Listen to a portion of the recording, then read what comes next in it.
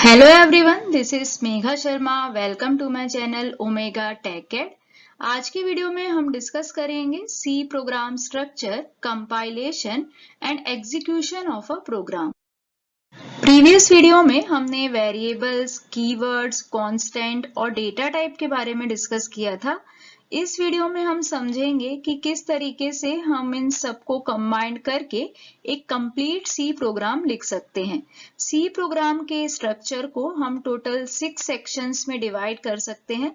First section होता है documentation section. इस सेक्शन में हम प्रोग्राम से रिलेटेड इंफॉर्मेशन देते हैं। प्रोग्राम से रिलेटेड इंफॉर्मेशन में हम प्रोग्राम का नेम, ऑथर नेम, डेट, ये सारी चीजें मेंशन कर सकते हैं। जनरली हम इस सेक्शन में अंडर कमेंट लिखते हैं, मतलब कमेंट के अंदर हम इस सेक्शन में लिखते हैं। ये सेक्शन कंपलसरी नहीं है, हम इसे स्किप भी कर सकते हैं, बट गुड प्रैक्टिस यही रहेगी कि हम इस सेक्शन में कुछ ना कुछ स्टेटमेंट लिखें, क्योंकि इससे हमें प्रोग्राम के बारे में इंफॉर्मेशन मिलती है। सेकेंड सेक्शन है लिंक सेक्शन, जहां पे हम प्री प्रोसेसर कमांड्स यूज करते हैं। लिंक सेक्शन में हम सभी हेडर फाइल इंक्लूड करते हैं, क्योंकि सी प्रोग्राम में हेडर फाइल इंक्लूड करना कंपलसरी होता है। जैसे कि stdio.h फाइल हम इंक्लूड करते हैं, जिसका यूज हम स्टैंडर्ड इनपुट आउटपुट ऑपरेशन के लिए करते हैं। इसी तरीके से conio.h फाइल है, जिससे हम कंसोल रिलेटेड ऑपरेशन परफॉर्म करते हैं।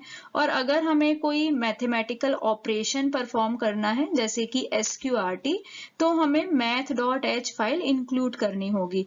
तो इस तरीके से ये जो सेक्शन होता है लिंक सेक्शन, यहाँ पे हम सभी इंपॉर्टेंट हेडर फाइल इंक्लूड करते हैं। तो हेडर फाइल जो होती है उसमें लाइब्रेरी फंक्शंस होते हैं, जिसकी वजह से हम अपने प्रोग्राम को प्रॉपरली एग्जीक्यूट कर पाते हैं। थर्ड सेक्शन है डेफिनेशन सेक्शन। इस सेक्शन में हम डिफाइन करते हैं। तो जैसे हमने पढ़ा था प्रीवियस वीडियो में कि हमने लिखा था हैश डिफाइन पाई को हमने डिफाइन किया था।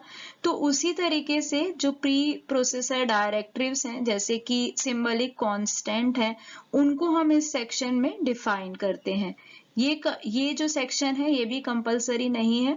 उसके बाद जो नेक्स्ट सेक्शन आता है वो आता है ग्लोबल डिक्लेरेशन सेक्शन, जहां पे हम सभी ग्लोबल वेरिएबल्स को डिक्लेयर करते हैं।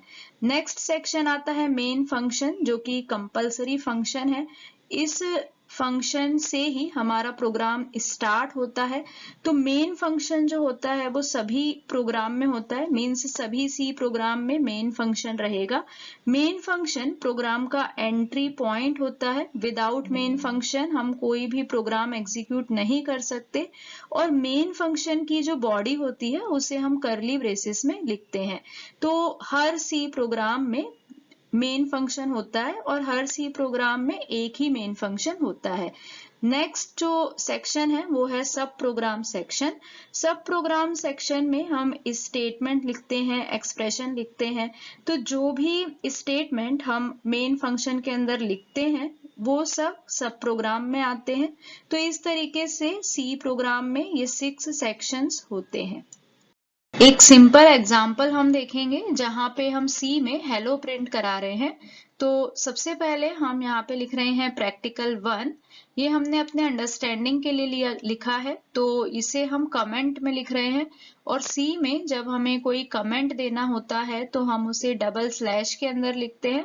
सिंगल लाइन कमेंट के लिए हम डबल स्लैश का यूज करते हैं, और मल्टीपल लाइन कमेंट के लिए हम स्लैश और स्टार का यूज करते हैं।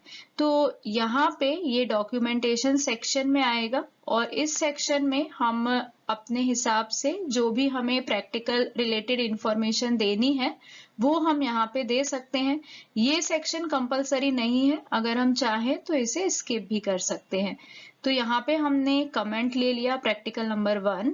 उसके बाद हम सभी हेडर फाइल इंक्लूड कराते हैं। यहाँ पे हम ले रहे हैं हैश इंक्लूड stdio.h। इस प्रोग्राम के लिए हमें सिर्फ standard input output header file की ही रिक्वायरमेंट है, इसीलिए हमने यहाँ पे सिर्फ एक हेडर फाइल इंक्लूड की है।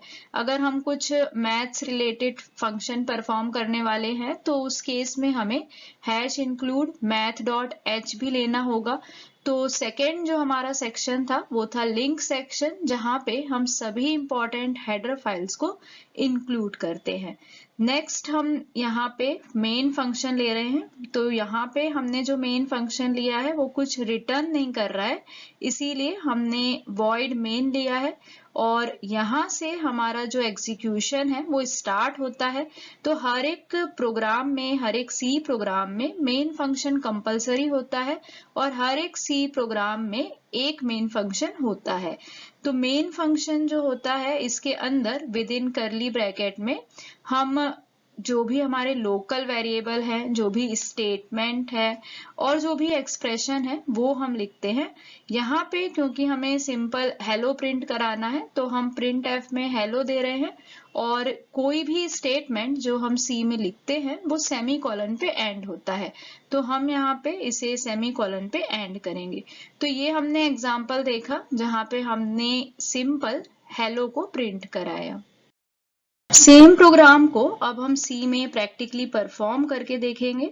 तो उसके लिए हम पहले टर्बो सी ओपन कर लेते हैं। यहाँ पे एक न्यू फाइल लेंगे, फाइल ऑप्शन में न्यू पे हम क्लिक करेंगे तो ये फाइल ओपन होगी।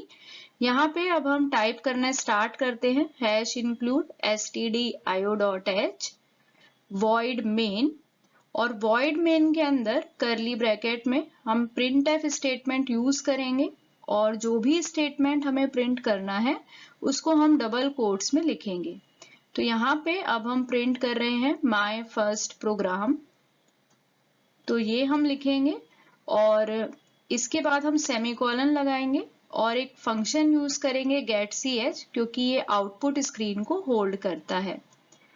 अब हमें इस फाइल को सेव करना है, तो फाइल ऑप्शन में सेव पे जाएंगे और यहाँ पे बिन फोल्डर के अंदर हम इसे सेव कर रहे हैं। तो प्रोग्राम का कोई भी नेम हम दे सकते हैं, बट एक्सटेंशन हमें .c देना है। तो ये प्रोग्राम सेव हो गया है .c से, तो इसका नेम अब आ गया है first.c। कंपाइल करेंगे तो कोई भी एरर नहीं है प्रोग्राम में, सक्सेसफुल है। तो उसके बाद हम इसे रन करेंगे तो इस तरह से हमें आउटपुट मिला है माय फर्स्ट प्रोग्राम। तो इस तरीके से हम सी में कोई भी प्रोग्राम रन कर सकते हैं, एग्जीक्यूट कर सकते हैं। सेम प्रोग्राम को हम नोटपैड फाइल में सेव करके भी रन कर सकते हैं। तो इसके लिए हमने यहाँ पे अनटाइटल्ड नोटपैड फाइल एक ओपन की है। अब हम यहाँ पे कोड लिखना स्टार्ट करेंगे। तो सबसे पहले हम डॉक्यूमेंटेशन सेक्शन में एक कमेंट दे देते हैं हेलो वर्ल्ड प्रोग्राम, और उसके बाद हम लिखेंगे #include stdio.h void main, और मेन के अंदर करली ब्रैकेट में हमें प्रोग्राम लिखना है और यहाँ पे हम एक और कमेंट दे रहे हैं माय फर्स्ट प्रोग्राम। किसी भी प्रोग्राम में हम कहीं पे भी कमेंट दे सकते हैं। उसके बाद हम printf में स्टेटमेंट देंगे जो हमें प्रिंट कराना है। तो यहाँ पे हम प्रिंट करा रहे हैं हेलो वर्ल्ड। स्टेटमेंट एंड होता है तो हम सेमीकोलन लगाते हैं और getch का यूज हम आउटपुट कंसोल को होल्ड करने के लिए करते हैं। उसके बाद हम इस फाइल को सेव करेंगे, तो फाइल ऑप्शन में सेव पे क्लिक करेंगे और अंडर सी ड्राइव हमारा जो फोल्डर है टर्बो C3, उसमें बिन फोल्डर के अंदर हम ये फाइल सेव करेंगे। फाइल का जो एक्सटेंशन है वो हमें .c देना है। तो फाइल नेम हम कोई भी दे सकते हैं, लेकिन जो इसका एक्सटेंशन होता है वो हमें कंपलसरी .c रखना है। तो ये फाइल हमने सेव कर दी सी ड्राइव में under Turbo C3 bin folder. तो इस तरह से ये जो हमारी फाइल है ये सेव हो गई। इसके बाद हम इसे रन करवा सकते हैं। तो जब हम टर्बो सी ओपन करेंगे, तो टर्बो सी ओपन करने के बाद हमें यहाँ पे फाइल ऑप्शन में जाना है, ओपन पे क्लिक करना है और हमने अपनी फाइल जो थी वो बिन फोल्डर में सेव की थी, तो hello.c हमें यहाँ पे दिख जाएगा। अब hello.c को सिलेक्ट करके हम ओपन कर सकते हैं, तो हम देख सकते हैं कि सेम फाइल यहाँ पे हमें मिल गई है। तो यहाँ से अब हम इसे कंपाइल करके रन करवा सकते हैं। तो कंपाइल के लिए हम Alt F9 और रन के लिए Control F9 शॉर्टकट की का यूज कर सकते हैं। तो इस तरीके से हमें आउटपुट मिला हेलो वर्ल्ड। तो दोनों ही तरीके से हम सी में प्रोग्राम रन कर सकते हैं, या तो हम डायरेक्टली टर्बो सी में लिख सकते हैं या फिर हम नोटपैड फाइल में पहले प्रोग्राम टाइप करके उसको टर्बो सी में रन करवा सकते हैं। Rules in C programming. C programming में हमें कुछ रूल्स फॉलो करने होते हैं। अगर हम रूल्स फॉलो नहीं करेंगे तो सिंटैक्स एरर आएगा और हमारा प्रोग्राम रन नहीं होगा। सबसे इम्पॉर्टेंट पॉइंट यहाँ पे ये है कि मेन फंक्शन का होना कंपलसरी है, क्योंकि सी प्रोग्राम में जो एग्जीक्यूशन होता है वो मेन फंक्शन से स्टार्ट होता है। तो हर प्रोग्राम में एक मेन फंक्शन होना कंपलसरी है और हर सी प्रोग्राम में सिर्फ एक मेन फंक्शन ही होता है। सी प्रोग्राम में हम जो भी स्टेटमेंट लिखते हैं वो सेमीकोलन पे एंड होते हैं, तो हर स्टेटमेंट के एंड में हमें सेमीकोलन यूज करना है। सी एक केस सेंसिटिव लैंग्वेज है। केस सेंसिटिव लैंग्वेज का मतलब ये है कि यहाँ पे लोअर केस में हमने जो लिखा है उसका मीनिंग अपर केस से डिफरेंट होगा। तो सी केस सेंसिटिव लैंग्वेज है, तो ऑलमोस्ट पूरा कोड हम लोअर केस लेटर में ही लिखते हैं, क्योंकि यहाँ पे जितने भी कीवर्ड्स हैं वो भी हमें लोअर केस लेटर में ही लिखने होते हैं। और अगर हमें कैपिटल लेटर यूज करना भी है तो हम कहीं कहीं पे कैपिटल लेटर्स यूज कर सकते हैं, जैसे किसी सिंबॉलिक कांस्टेंट का नेम अगर हमें डिफाइन करना है तो वहां पे हम कैपिटल लेटर लिख सकते हैं। बट क्योंकि सी केस सेंसिटिव लैंग्वेज है तो हमें ध्यान देना होता है, इसीलिए नॉर्मली हम पूरा प्रोग्राम लोअर केस लेटर में ही टाइप करते हैं। ब्रेसेस का हमें ध्यान देना होगा कि जितने भी ओपनिंग ब्रेसेस हैं उनको प्रॉपरली क्लोज करना कंपलसरी है, क्योंकि ब्रेसेस जो होते हैं वो ब्लॉक को डिफाइन करते हैं।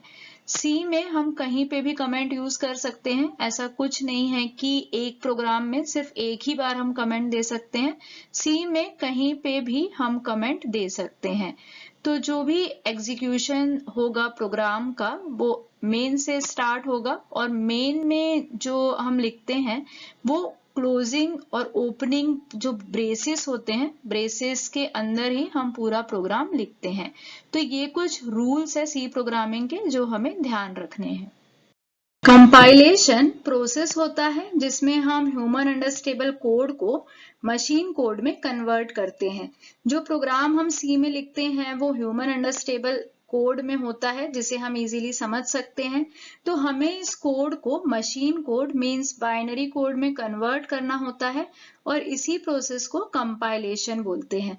जब हम कोई प्रोग्राम एग्जीक्यूट करते हैं तो वो अलग अलग फेजेस से पास होता है, तो वही फेजेस हमें पढ़ने हैं। सबसे पहले सी कोड होता है। सी कोड जहाँ पे हम प्रोग्राम लिखते हैं, इस कोड को हम प्री प्रोसेसर सेक्शन में भेजते हैं। प्री प्रोसेसर सेक्शन में जितनी भी प्री प्रोसेसर फाइल्स होती हैं, जितनी भी अलग अलग हेडर फाइल्स होती हैं, वो हमारे सी के सोर्स कोड से अटैच हो जाती हैं। जैसे कि stdio.h, conio.h, ये सारी फाइल्स जो हैं वो सी के सोर्स कोड से अटैच हो जाएंगी और फाइनल सी सोर्स जनरेट होगा।